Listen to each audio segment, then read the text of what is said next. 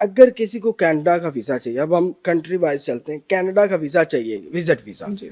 तो एक तो विजिट वीज़ा कितनी देर का होता है कनाडा का, वो कितनी देर का मिलता है? दूसरा, उसके लिए क्या क्या डॉक्यूमेंट चाहिए, कितना टाइम रिक्वायर्ड होता है, और क्या क्या उसका प्रोसीजर है, वो काइंडली बताइए। सबसे पहले हम डॉक्यूमेंट्स की बात करते हैं। इसके लिए बेसिक डॉक्यूमेंट्स चाहिए होते हैं।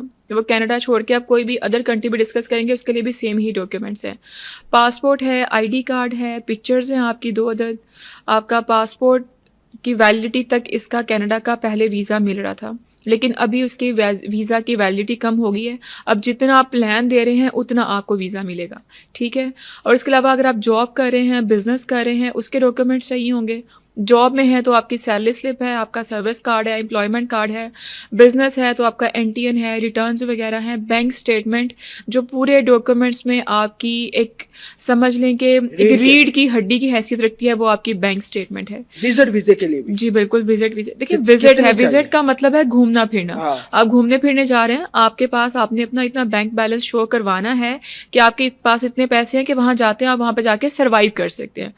अगर हम इसमें आपको बात करें सिंगल पर्सन की, तो सिंगल पर्सन के लिए मिनिमम 1 मिलियन रिक्वायर्ड होता है। 10 लाख से कम नहीं होना चाहिए। बाकी आप उसको 15 करें, 20 करें, 50 कर लें, जितना मर्जी आप उसको ज़्यादा कर लें, वो आपके लिए ही प्लस पॉइंट है।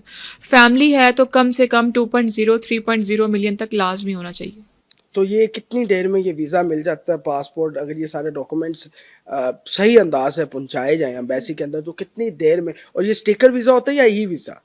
इसका जो प्रोसेस टाइम होता है, मैंने आपको बताया कि एम्बेसी की तरफ से 45 वर्किंग डेज़ का टाइम होता है, और इसका ये स्टिकर वीज़ा होता है। प्रोसेस सारा इसका ऑनलाइन है, डॉक्यूमेंट्स ऑनलाइन चाहिए, आपके बायोमेट्रिक होने हैं सिर्फ जाके जारी में। उसके बाद एम्बेसी का टाइम है रिस्पॉन्स करने का।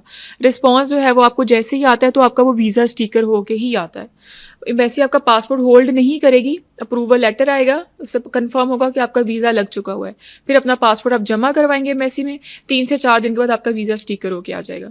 तो इस वीज़ा को लगवाने के लिए कोई भी कंसल्टेंट या एजेंट या कोई भी अदर पर्सन है, वो आपका पासपोर्ट होल्ड नहीं कर सकता है। पासपोर्ट सिर्फ एम्बेसी में ही होल्ड होता है।